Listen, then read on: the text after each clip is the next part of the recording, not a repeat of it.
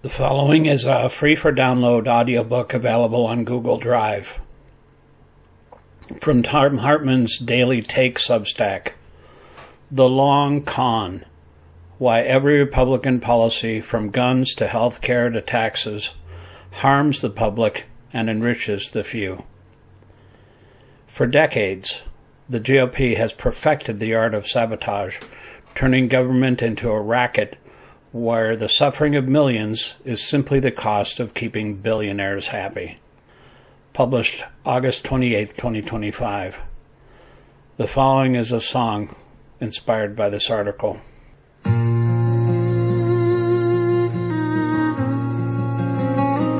They told us government's broken, said it's better if it dies, while they cash in on the ashes, selling freedom wrapped in lies. They built a golden fortress with our wages and our time, and left the schools in ruins while the billionaires climb. It's the long con, been playing us for years, taking bread from our tables, then toasting with our tears. It's the long con, and the mask is wearing thin. They don't care if the house is burning, long as they cash it in.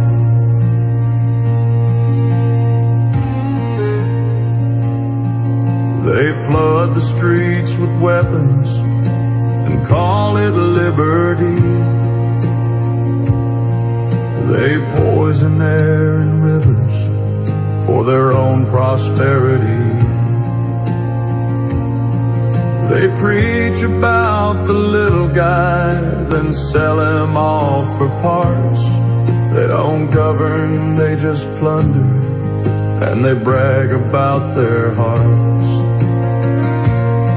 It's the long con, from Reagan down the line. They steal the future from our children, call it free enterprise. It's the long con, and it's written in the law.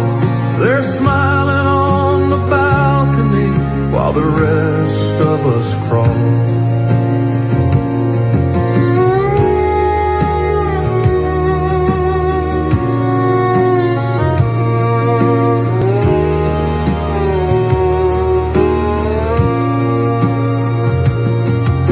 Doctor without mercy, teacher without care, pilot with no compass, they still put them in the chair.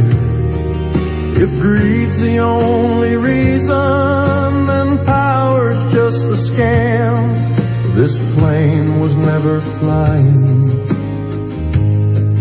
they were wrecking it by hand. It's the long con, you can see it in their eyes. They never came to serve us, they only came to prize. It's the long con, and the daylight's breaking through. They've been robbing us forever, but the end is overdue.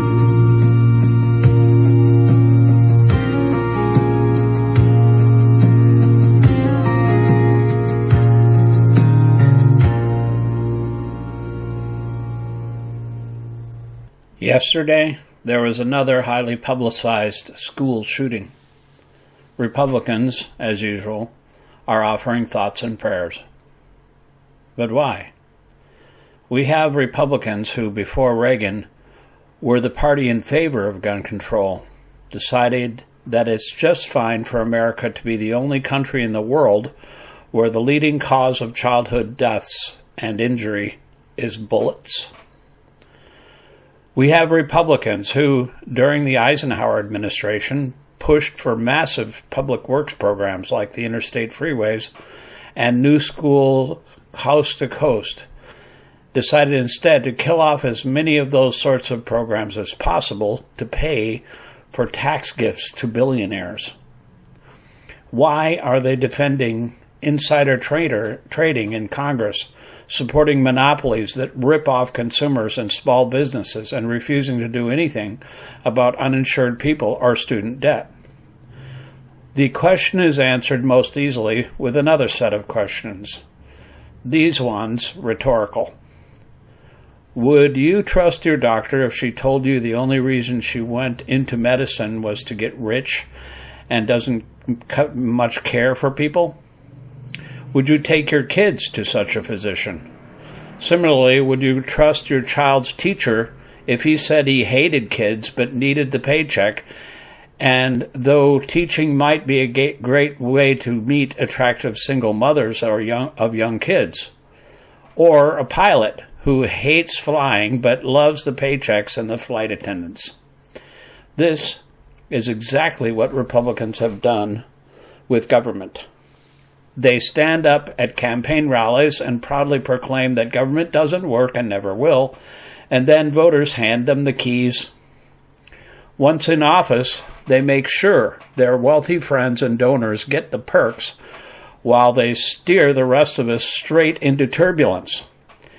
It's sabotage disguised as leadership, and the only way they get away with it is because they've convinced enough people that wrecking the plane is the same thing as piloting it. Republicans, in the years since Reagan, told us that, quote, government is not the solution to our problem. Government is the problem, end quote. Have been like that doctor, teacher, and pilot. They run for public office because it can make them rich, introduce them to people who help them get richer, and might even improve their sex life.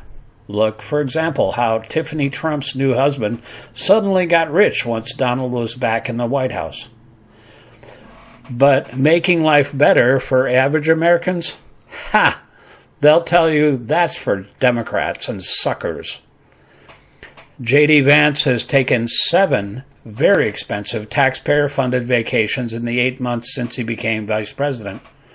Trump plays golf about every third day and has made an estimated $3.5 billion off his having occupied the White House so far. Every Republican in the House and Senate knows that if they treat the right industry the right way, they'll have a very well-paid job waiting for them when they retire. They don't care about governing. They're just in it for themselves. This is a far cry from the idealistic notions of public service that animated the founders and generations of Americans who fought and died for this country in the years since.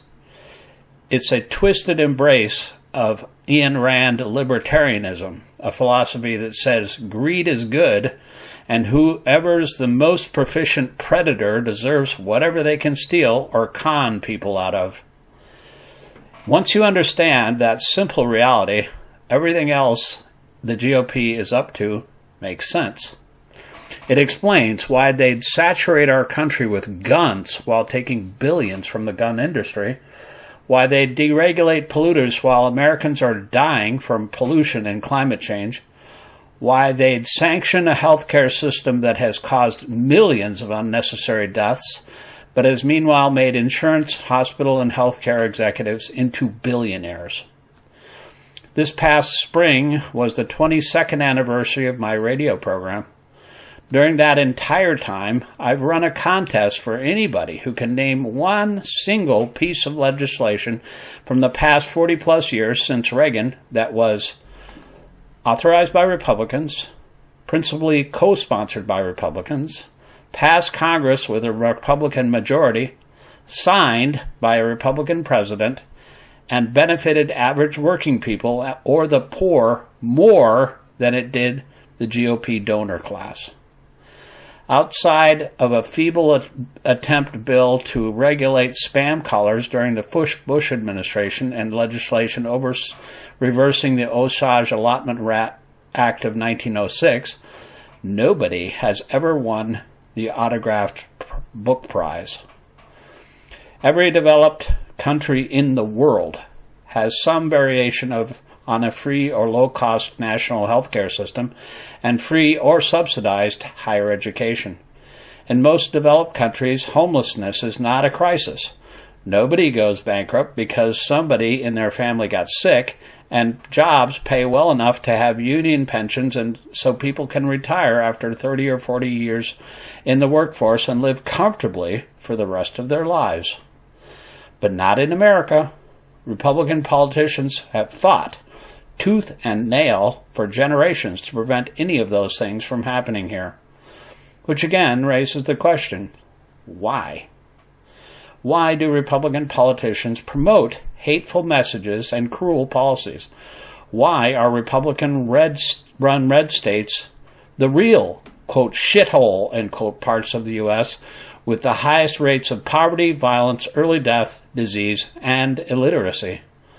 What motivates these Republican politicians to say that they're for the, quote, little guy, end quote, when the only policies they pursue are to cut taxes on the morbidly rich, gut unions, destroy public schools, and ship jobs overseas?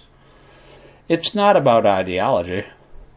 Republicans don't hate Social Security and Medicare, for example, because they're afraid that those programs are going to somehow turn America into a, quote, socialist, end quote, country. They hate those programs because they're paid for with tax dollars, and greedy Republicans hate to pay their fair share of taxes.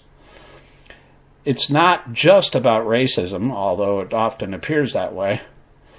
The reason Republicans work so hard to keep black and brown people down is because they subscribe to a weird economic theory that, quote, requires, end quote, an underclass who do most of the hard work for very little money.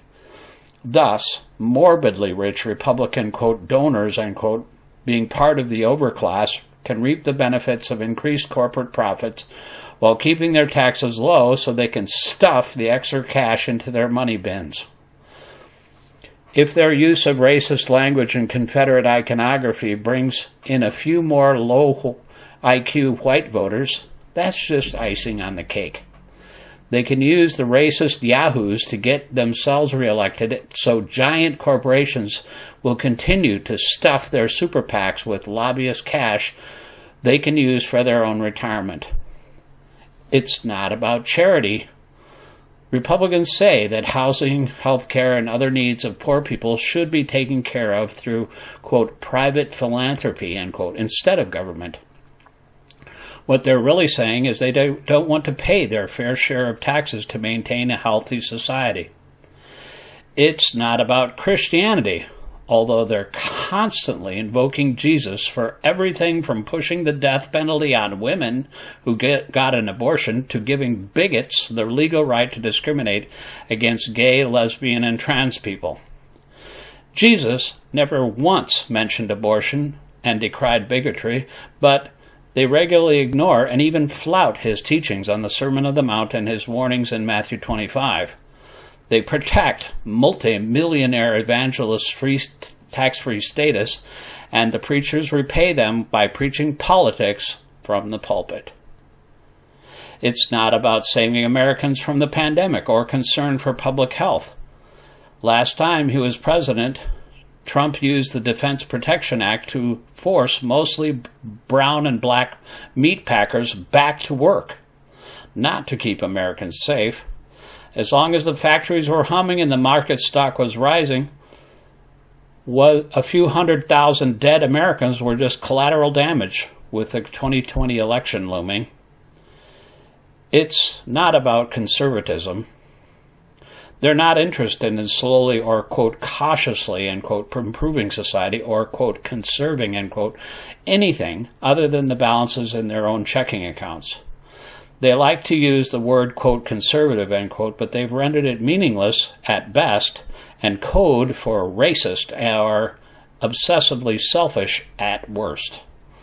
It's not about making the world a better place. Republican politicians deny climate change, deregulate industries that poison our air and water, and do everything they can to screw working people out of unions, good wages, and decent benefits. They're totally down with pesticides that are killing our pollinators while they poison our atmosphere with the carbon emissions, all just to make a buck. It's not about having better educated electorate or populace. They've spent decades trying to destroy our public education system that was, in the 1960s, the envy of the world. When they did away with free and low-cost college education during the Reagan years, they kicked off almost $2 trillion worth of student debt, which is preventing young people from starting families, opening small business, or even buying their first house. But it sure is profitable for Republican donor banksters. It isn't about culture. They do a good old NASCAR or Duck Dynasty routine to bring in the rubes, but there is no way Donald Trump would ever invite the average Republican voter with a giant flag and a pickup truck to any of his golf clubs, nor would Ted Cruz want to vacation with one of them or their families in Cancun. And if any of their daughters were raped, they'd be getting an abortion in a New York minute. It's not about gun violence. As long as their investments in weapons manufacturers are profitable and the problem of gun violence is limited to poor and working class Americans, Republican politicians don't give a rat's ass about gun safety. Although they're happy to use guns as a wedge issue to bring in male voters who are insecure about their own masculinity. As Governor of California Gavin Newsom wrote yesterday, quote, "We can't even make it through the first week of school without mass shootings, and the GOP will continue to do absolutely nothing while our kids are being gunned down. This is sick," end quote. It's not about protecting our children. The main through story of the GOP attacks on queer people is that, quote, "they're coming for your kids," end quote. If Republican politicians actually cared about our kids, they'd do something about America being the only country in the world where gun violence is the leading cause of childhood death. Republican politicians know that most pedophiles are straight men, but attacking defenseless minorities has been the cheap trick of craven demagogues from the eras of crusades, pogroms, and witch burnings to this day. And don't get me started on the damage Bob Kennedy is inflicting on our public health system and programs to vaccinate our children and grandchildren. It's not about immigrants taking jobs from working class Americans. After, quote, reforming, end quote, our immigration laws in 1986, Ronald Reagan stopped enforcing the laws against wealthy white employers hiring people who are here without documentation, even though those employers were and are committing a crime by hiring undocumented workers. This was part and parcel of the GOP's war on unions. As a result, entire industries like construction and meatpacking that once provided good union jobs have been deunionized, and their former American Citizen Union employees replaced by low-wage workers without documentation. And when the spotlight gets shined on those industries, Republicans are more than happy to put poor, hardworking brown people in jail, but there's no way they're ever going to go after wealthy white employers. Not a single wealthy white employer ever goes to jail, although they're the ones who initiated the, quote, crime, end quote. Republican politicians don't give a damn about your job, particularly when they can find somebody else to do it cheaper, although they do have to put on a little show from time to time to keep the racists happy. It's not about putting America or Americans, quote, first, end quote. Reagan and Bush the Elder negotiated NAFTA and revived the General Agreement on Tariffs and Trade, GATT, so businesses could offshore entire factories. Since the Reagan administration instituted neoliberalism in 1981, over 60,000 factories have left America, taking along with them at least 15 million jobs. Donald Trump's rewrite of NAFTA even gave American companies a huge new tax break if they'd move their factories from America to Mexico. At the end of the day, all Republican politicians care about is money. Greed is their principal animating force, and what binds them is their morbidly rich donors. The greed embraced by Republican politicians and the billionaires and CEOs who fund them is why average Americans can't have nice things. It's why we and our children must walk the tightrope of life without the same safety net other countries from Canada to Costa Rica, France to Taiwan offer their citizens. It's why children are dead today in Minneapolis as Republican politicians happily pocket NRA cash. It doesn't matter to Republican politicians how many Americans die unnecessarily, how many of our fellow citizens struggle in misery and poverty, how many children's growth is stunted, or bodies and brains are poisoned by industrial and mining waste being poured into our air and rivers, or terrified by active shooting drills in our schools. It's a safe bet that over the next 3 years, Trump and Republicans in Congress will not give my listeners an opportunity to win that contest. As long as the money keeps rolling in and the GOP billionaire patrons keep paying less than 3% in income taxes, greed and their own wealth and power are all Republican politicians care about or are willing to fight for. Pass it along.